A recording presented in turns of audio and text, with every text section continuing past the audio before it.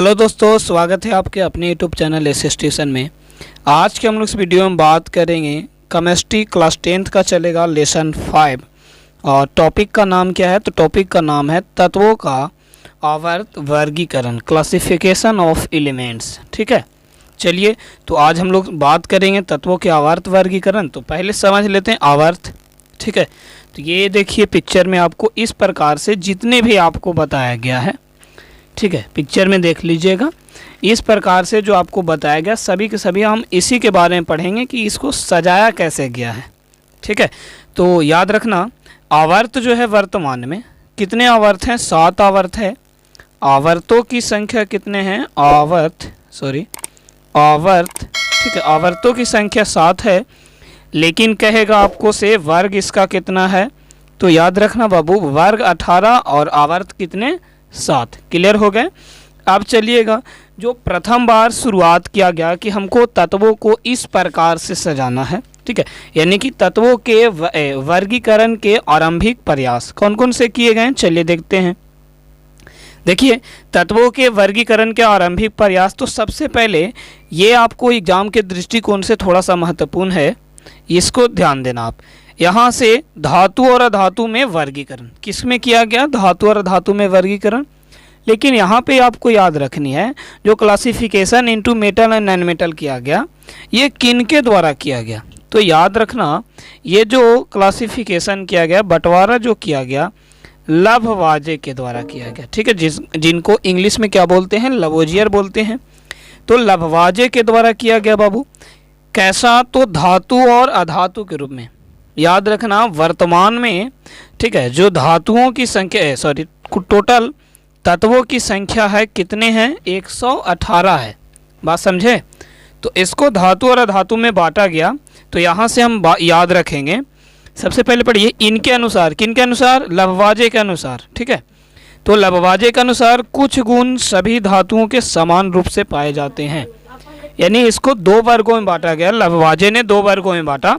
ठीक है, बांटा इनको 2 वर्गों में, एक धातु वाले वर्ग में और एक अधातु वाले वर्ग में। ठीक है, तो उदाहरण के लिए धातुएं क्या होती? चमकीली होती है, आघात वर्धनीयता होती है तथा इनको में तन्यता पाया जाता।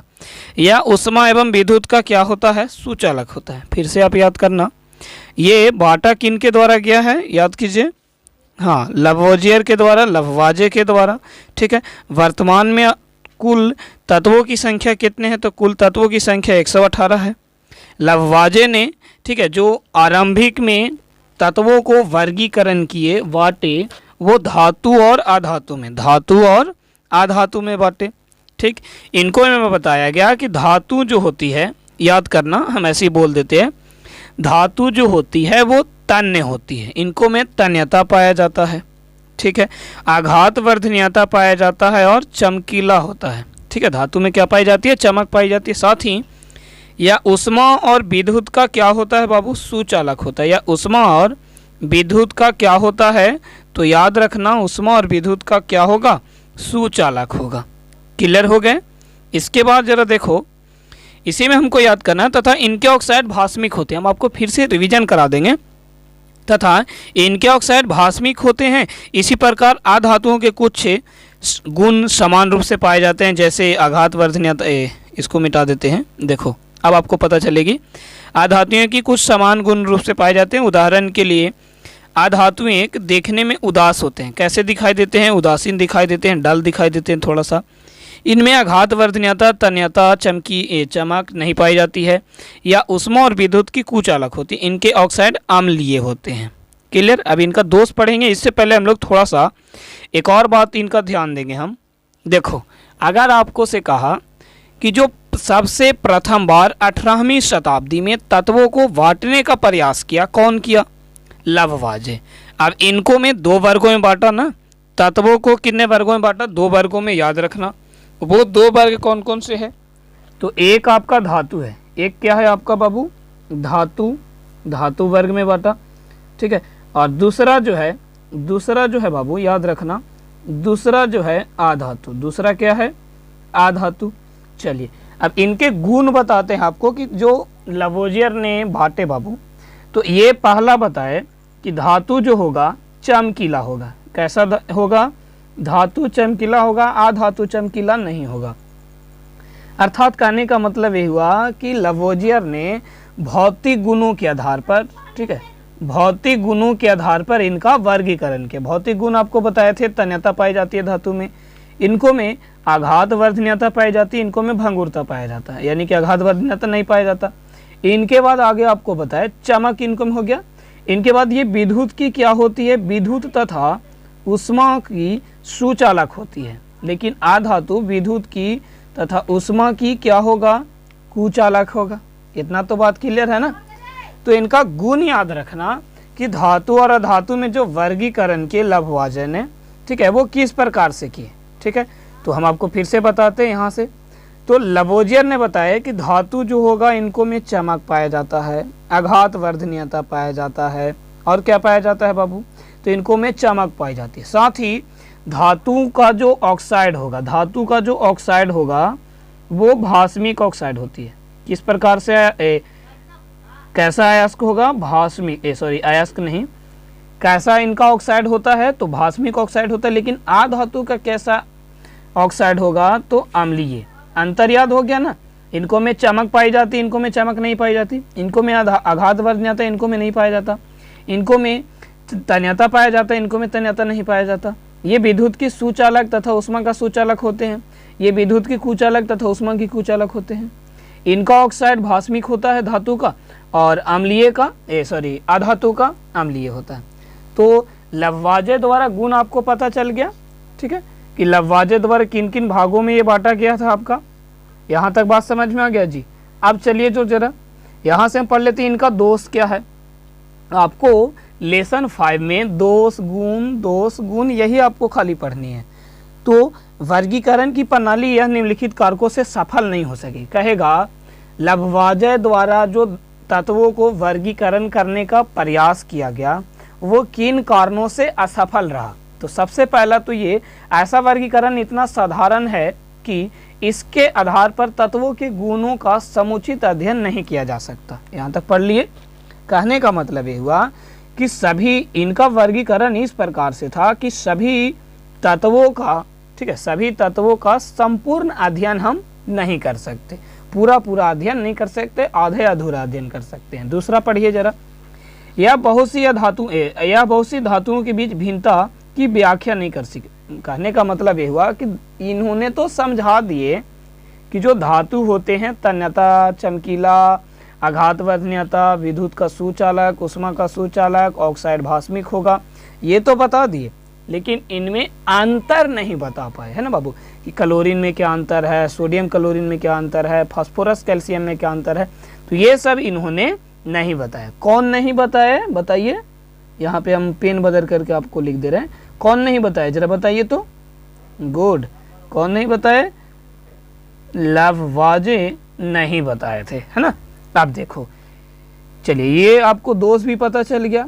दोष इनका क्या था कि इनके वर्गीकरण के आधार पर संपूर्ण तत्वों का अध्ययन नहीं संभव नहीं है, अध्ययन हम नहीं कर सकते। दूसरी बात ये कि ये अंतर नहीं बताया, ठीक है, तत्वों में क्या भिन्नता होती है ये इन्होंने नहीं बताया। अब आगे देखते हैं नेक्स्ट पॉइंट। यहाँ से आपको 10th के लिए क्वेश्चन नहीं बनती, कोई भी क्वेश्चन यहाँ से नहीं बनता, लेकिन दिया हुआ है तो पढ़ लेते हैं। संयोजकता के आधार पर वर्गीकरण यानी क्लासिफिकेशन बेस्ड ऑन वैलेंसी, ठीक है, संयोजकता जिसको हम लोग बोलते हैं। तो इनको अनुसार समान संयोजकता वाले तत्वों को एक साथ रखा गया, जैसे में एक बंधक, द्विबंधक, त्रिबंधक आदि तत्वों को अलग अलग वर्गों में रखा गया। कहने का मतलब ये हुआ कि जो तत्व एक बंध होते हैं, जैसे सोडियम क्लोराइड एक बंधी तत्व है, हम आपको पहले समझा दिए हैं लेसन 3 में। चलो इसके बाद अगर हम बात करें जैसे द्विबंध है तो मैग्नीशियम हो गया, कैल्शियम हो गया, ठीक है, तो ये सब कैसा तत्व है बाबू? द्विबंध है। अब त्रिबंध जैसे नाइट्रोजन हो गया, तो ये सब क्या है? त्रिबंध है। ये सब क्या है? त्रिबंध है। बात समझ में आया? अब देखो क्या रहा है, यहां से याद रखना संयोजकता के आधार पर जो वर्गीकरण किया गया वो किस रूप में किया गया। तो संयोजकता जिनके जो अपने अष्टक पूरा करने के लिए एक बंध बनाते हैं, द्विबंध बनाते हैं और त्रिबंध बनाते हैं, इनके अनुसार वर्गीकरण किया गया। अब पढ़ लेते हैं किंतु इस प्रकार के वर्गीकरण के दोष क्या क्या है, मतलब कि किन कारणों से सफल नहीं हो सका। तो बहुत सारे तत्वों की संयोजकताएं परिवर्तनशील होती है। कैसी होती है? परिवर्तनशील होती है। ठीक है, कैसा होता है? परिवर्तनशील होता है। चलिए आगे देखते हैं हम लोग। आगे क्या है आपका, कॉपर। जैसे में देखो यहाँ पे कह रहा है बहुत से तत्वों की संयोजकता परिवर्तनशील होती है, जैसे में कॉपर की संयोजकता 1 और 2 होती है। अब थोड़ा सा यहाँ पे समझना, अभी हम आपको बताया संयोजकता के आधार पर जो वर्गीकरण किया जाता है, जो एक बंदी होते हैं, द्विबंदी होते हैं, त्रिबंदी होते हैं, इनको अलग अलग वर्गों में रखा गया। किस वर्गों में रखा गया? अलग अलग वर्गों में, है ना।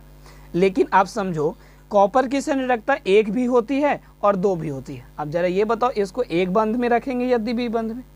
तो इस प्रकार से प्रॉब्लम तो उत्पन्न होगा ना। दूसरी संयोजकता फेरस की होती है 2 और 3। अब इसको द्विबंद वाला में रखें कि त्रिबंद वाला में रखें, ये वाला आपका समस्या उत्पन्न हो गया। अब देखो 3 की जो संयोजकता एसएन की है 2 और 4 होती है।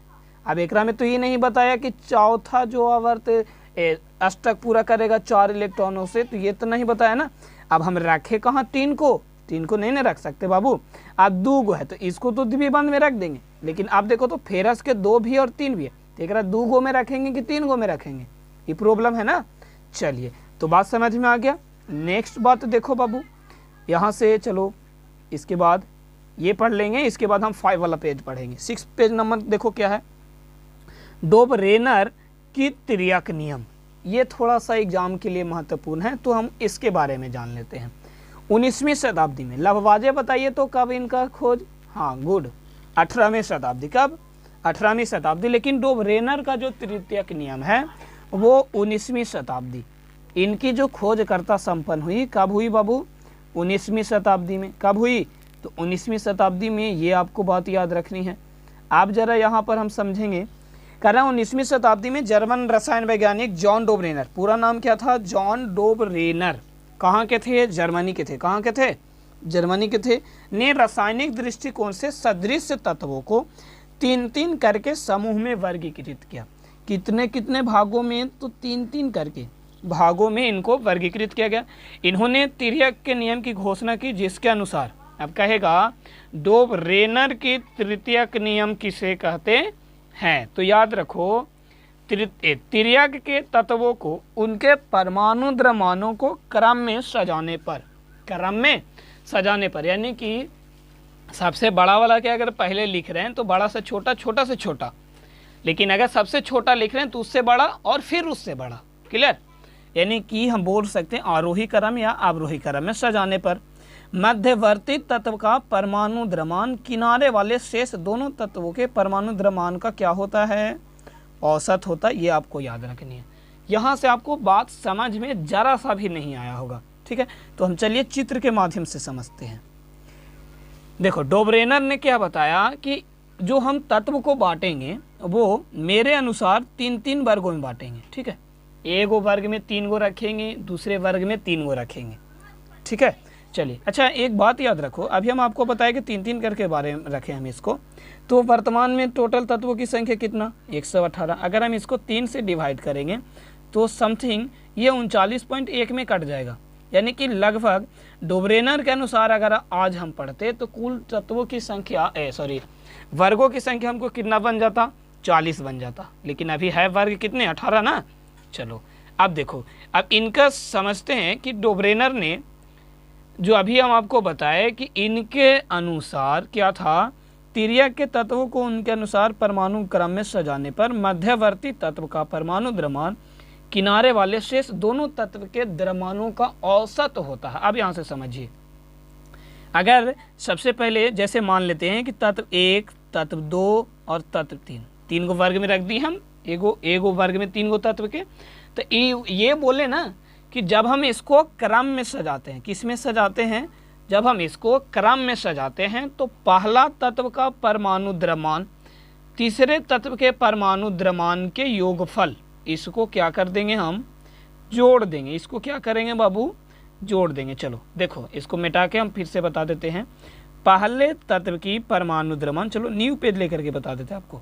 देखो इनका अनुसार बताया गया कि पहला तत्व, दूसरा तत्व और तीसरा तत्व, इनके अगर हम परमाणु द्रव्यमानों को, किनके, क्या होगा, परमाणु द्रव्यमान, परमाणु द्रव्यमानों का योगफल करके, क्या करके बाबू, योगफल करके अगर हम 2 से भागा दे देते हैं, किससे भागा दे देते हैं, 2 से, प्लस 1 और 3 पहले तत्व और तीसरे तत्व के जोड़ करके 2 से अगर हम भागा दे देते हैं तो दूसरे तत्व के परमाणु द्रव्यमान ज्ञात हो जाएगा। क्लियर हो गए। चलिए अब हम आपको एग्जाम्पल के थ्रू इसको समझाते हैं।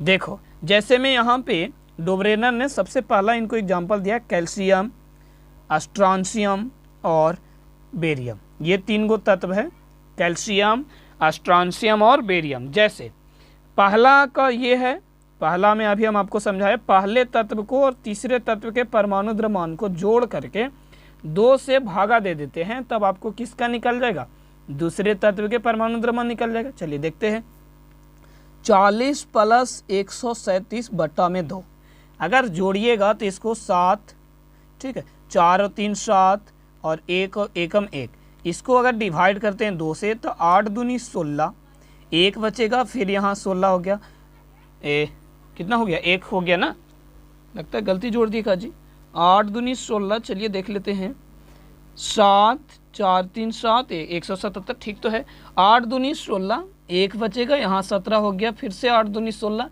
1, यहाँ पे थोड़ा सा गलती यहाँ पे कर दिए हैं, यहाँ पे 88.5 होगा, ठीक है।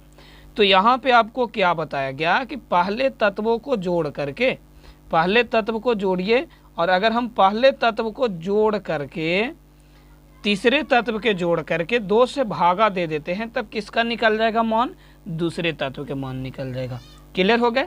सेम कंडीशन इसको में यहीं पे है, हमें इसको बाद आपको खुद से सॉल्व करना है, हम इसको बता देते हैं। 7 को जोड़िए, 39 को जोड़िए, कितना आएगा 46, 46 बटे 2 कीजिए, कितना आएगा 23, दूसरे तत्व के परमाणु द्रव्यमान निकल गया, ठीक है। तो ये था डोब्रेनर के तृतीयक नियम। क्या था, पहले तत्व को जोड़िए, दूसरे तत्व को जोड़ करके 2 से भागा दीजिएगा, मान निकल जाएगा। अब देखो तिर्यक की विशेषता, यानी कि तिर्यक नियम डोब्रेनर ने जो बताया, इनकी विशेषता क्या था, ठीक है। देखो किसी तिर्यक तत्वों के गुणों को क्रमबद्धता पाई जाती है, क्या पाई जाती है, क्रमबद्धता, यानी कि क्रम में इसको सजाया जाता है। जैसे में यहाँ पे हम आपको बताए कैल्शियम, स्ट्रॉन्शियम, बेरियम, ठीक है। तो जब कैल्शियम बेरियम को जोड़िएगा, 2 से भागा दीजिएगा, किसका मान निकल जाएगा, स्ट्रेशियम का। लिथियम के पोटेशियम के जोड़िएगा, और जोड़ने के बाद 2 से अगर भागा दीजिएगा तो किसका निकल जाएगा, सोडियम के। ये इनका विशेषता था। क्या इनका था, विशेषता था। क्या था बाबू, तो विशेषता था। लेकिन दूसरा में जो दिया है ये इनका दोष है। दूसरा में क्या है, दोष। पहला हमें याद रखने, वही फर्स्ट को और थर्ड को जोड़िए, 2 से भागा दीजिए, दूसरा के निकलेगा। यह तत्व के परमाणु द्रव्यमान और उनके गुणों में एक प्रकार का संबंध स्थापित करता है, लेकिन तिर्यक का सबसे बड़ा दोष यह है कि इसके अंतर्गत सभी तत्वों का, ठीक है, सभी तत्वों का अतिरिक्त, ठीक है, इनका मान सभी तत्वों के लिए पालन नहीं होगा, ठीक है। मतलब कि हल्के हल्के जो तत्व होंगे उनके द्वारा तो ये हम ज्ञात कर सकते हैं, लेकिन सभी तत्वों को हम ज्ञात इसके द्वारा नहीं कर सकते। क्लियर हो गए।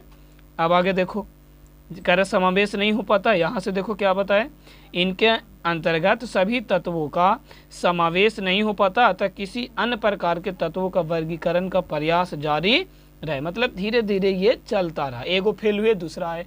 दूसरा कौन है, पहला लवाजे जी फेल हुए तो संयोजकता के आधार पे आया, ये फेल हो गए तो डोब्रेनर आए, और ये फेल हो गए तो अब आए हैं न्यूट्सलैंड, ठीक है।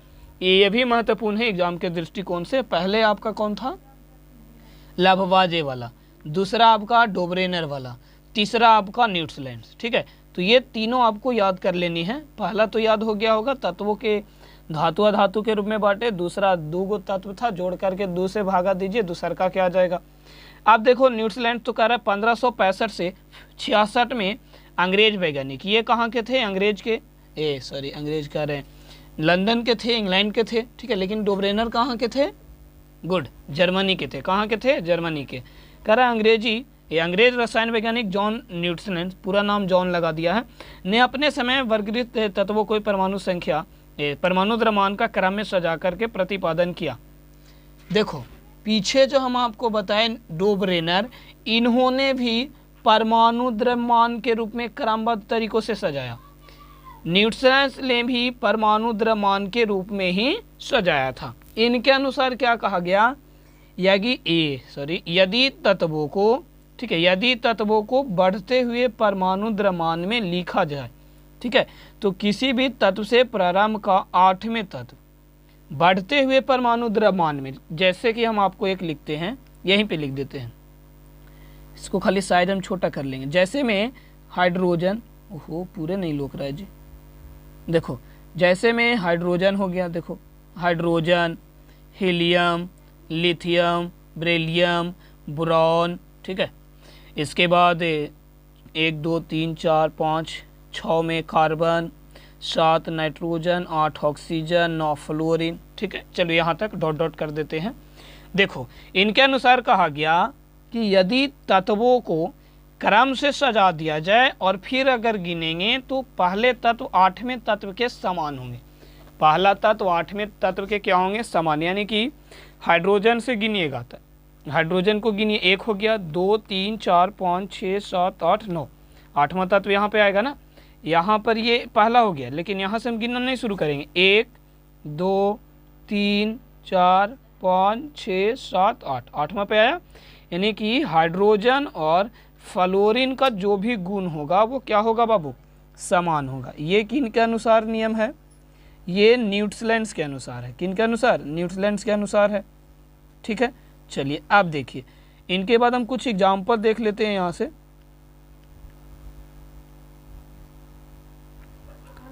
कह रहा यदि सोडियम की गिनती की जाए, अच्छा चलो आगे एक और एग्जाम्पल आपको दिया हुआ है इन्हीं के।